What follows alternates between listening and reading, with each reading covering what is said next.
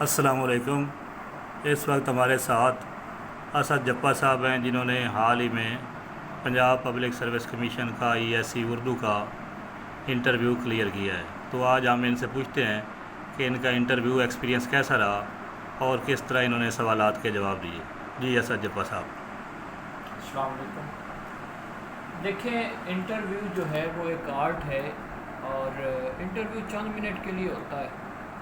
اس میں کسی کی قابلیت کا پتہ تو اندازہ تو نہیں لگایا جا سکتا، بس جو انٹرویو میں اچھا پرفارم کر سکتا ہے وہ کامیاب ہو جاتا ہے۔ دیکھیں، ایسے ہوتا ہے کہ میں پہلے بھی انٹرویو دے چکا ہوں، اور ان میں ڈراپ ہونے کی جو میں نے وجہ جانی ہے، سبجیکٹ آنے کے باوجود جو ڈراپ ہونے کی وجہ تھی وہ یہ تھی کہ کنفیوز ہونا جو ہے وہ سب سے بڑا مسئلہ ہے وہاں پہ۔ آپ جو جواب دے رہے ہیں اس جواب کو آپ مطمئن ہو کر جواب دیں، اور دوسری بات یہ ہے، جو سب سے اہم بات ہے نا، وہ یہ ہے کہ جواب ٹو دی پوائنٹ دینا چاہیے۔ انٹرویو میں بعض لوگ، جو میرا ذاتی تجربہ ہے، بعض لوگ کیا کرتے ہیں کہ تفصیلی جواب دیتے، میں ایسے ہی کرتا تھا۔ ایک سوال ہوتا تھا، میں اس کا تفصیلی جواب دیتا تھا، پھر سوال سے سوال پیدا ہوتے رہتے تھے، اور پھر انٹرویو بھی لمبا ہو جاتا تھا اور انٹرویو دینے والا بندہ پھنس جاتا ہے۔ اسی طرح اس بار میں نے اپنی اس پالیسی کے اگینسٹ کام کیا۔ میں سوچ کے گیا تھا کہ میں نے اپنی مرضی کا انٹرویو دینا ہے اور مختصر دینا ہے۔ میں گیا تو انہوں نے مجھے ایجوکیشن کے بارے میں سوال کیا، تو میں نے ان سے کہا کہ سر، اردو کے علاوہ مجھے کوئی چیز نہیں آتی۔ انہوں نے مجھ سے پوچھا آپ نے بی ایڈ کر رکھا ہے؟ میں نے کہا جی بی ایڈ کر رکھا ہے، ڈگری میرے پاس ہے، آپ کے سامنے ہے۔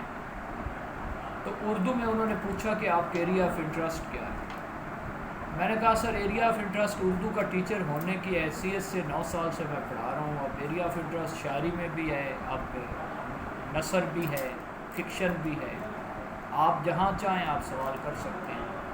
انہوں نے کہا نہیں، کوئی ایک مخصوص ایریا آپ بتائیں جس پہ ہم آپ سے سوال کریں گے۔ میں نے کہا سر، فکشن جو ہے وہ آپ اس کو سلیکٹ کر لیں۔ انہوں نے کہا فکشن میں ناول یا افسانہ؟ میں نے کہا افسانہ پھر زیادہ بہتر ہے اگر آپ اس طرح ایریا مخصوص کرنا چاہتے ہیں۔ تو انہوں نے سب سے پہلا جو سوال کیا، انہوں نے کہا کہ افسانہ کیا ہے، اس کے بارے میں آپ کا کیا خیال ہے؟ پھر اردو کا پہلا افسانہ نگار کیا ہے، کون ہے؟ پھر اس کے بعد افسانے کی روایت کیا ہے، مطلب افسانہ کہاں سے سٹارٹ ہوا، اور پاکستان میں موجود جو افسانہ نگار ہیں ان کے بارے میں چند سوال کیے گئے۔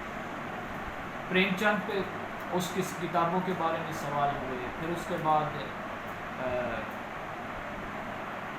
ترقی پسند تحریک کے بارے میں سوال کیے گئے، اور ترقی پسند تحریک کے رد عمل میں جو پیدا ہونے والے افسانہ نگار تھے ان پہ سوال کیے گئے۔ پھر اس کے بعد احمد ندیم قاسمی کا ذکر آیا۔ میں نے چونکہ بتایا تھا کہ اردو افسانے میں پاکستان میں جو ترقی پسند تحریک میں افسانہ نگاری میں بڑا نام تھا۔ تو اس کے بعد پھر انہوں نے مجھ سے پوچھا کہ آپ کا فیوریٹ افسانہ نگار ہے؟ میں نے سعادت حسن منٹو کے بارے میں بتایا، کیونکہ منٹو کو میں نے پڑھا تو تقریباً اللہ کا شکر ہے میں نے سب کو ہے کافی معروف افسانہ نگار پڑھ کے، لیکن منٹو میرا فیوریٹ ہے۔ انہوں نے منٹو پہ پہلا ہی سوال کیا کہ منٹو کو فوش نگاری جو ہے وہ اس کی کیوں نمایاں ہے، اسے کیوں فوش نگار کہا جاتا ہے، کیا یہ حقیقت ہے، آپ اسے کیا کہتے ہیں؟ میں نے ڈیفینڈ کیا تھا منٹو کو، میں نے اسے فوش نگار تصور نہیں کیا۔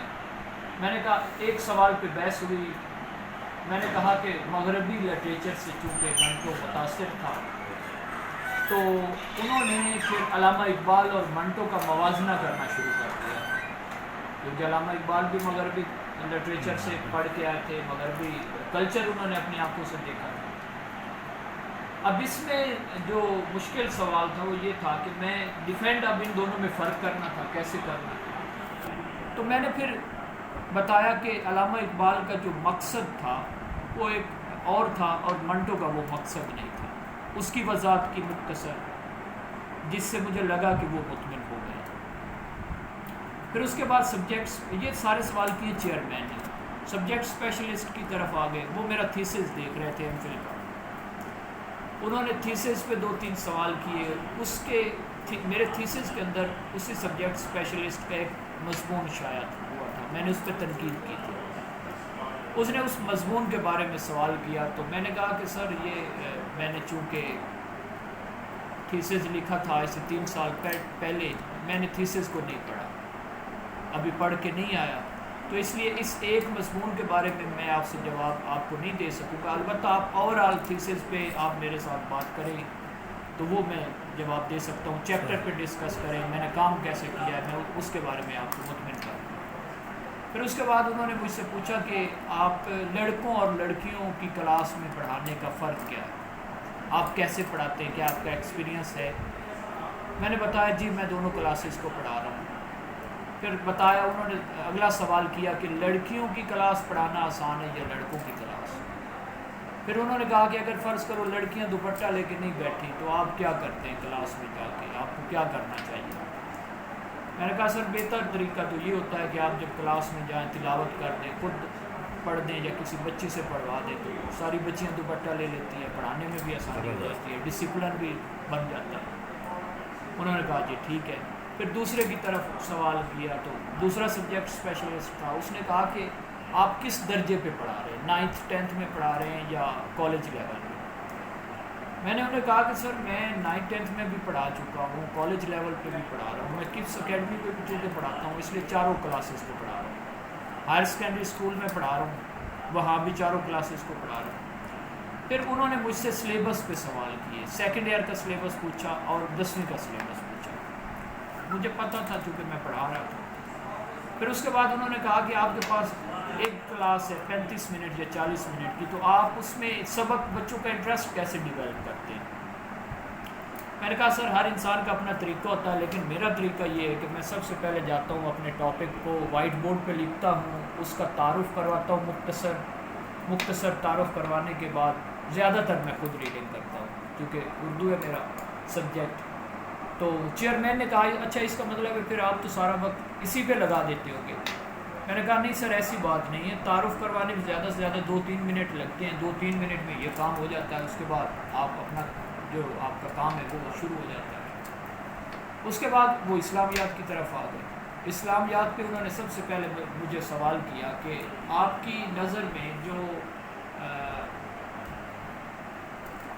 واقعہ معراج ہے اس کی کیا حقیقت ہے, کیا وہ واقعہ ہے یا نہیں ہے. میں نے کہا سر میری نظر میں واقعہ معراج جو ہے, میں نے کہا اس کے بارے میں 2 اسکول آف تھاٹ ہے, ایک کہتا ہے روحانی ہے, دوسرے کہتے ہیں جسمانی ہے, لیکن میں جسمانی کا قائل ہوں. پھر اس کے بعد انہوں نے کہا کہ واقعہ معراج کے کتنے سفر ہیں. میں نے کہا سر سفر جو ہے اس کے 2 ہیں, ایک سفر آپ صلی اللہ علیہ وسلم کے گھر سے لے کر مسجد اقصیٰ تک, اور دوسرا مسجد اقصیٰ سے لے کر جو ہے وہ سدرۃ المنتہا تک. اب دیکھیں یہاں پھر وہ دوسرا سوال انہوں نے پیدا کر لیا. میں نے چونکہ سدرۃ المنتہا کا نام لیا تھا, انہوں نے کہا اچھا یہ سدرۃ المنتہا کیا ہے. میں نے اس کا جواب دیا. پھر اس کے بعد انہوں نے پوچھا کہ یہ بیت معمور کیا ہے, بیت معمورہ کس کو کہتے ہیں. اس کے بارے میں جواب دیا. اللہ کے شکر اس پہ تھوڑا میں کنفیوز ہوا, لیکن ذہن میں تھا, اچانک کلک کر گیا. میں نے بتایا کہ یہ وہ خانہ کعبہ ہے جو اللہ تعالیٰ نے خانہ کعبہ کے اوپر ہے, فرشتوں کے لیے خانہ کعبہ بنا رکھا ہے. تو اس کے بارے میں حدیث بھی ذہن میں آ گئی, وہ بھی میں نے سنا دی. تو اس کے بعد پھر انہوں نے مجھے کہا best of luck, well done. میں نے شکریہ کیا, اپنے ڈاکومنٹس اکٹھے کیے اور اجازت چاہی.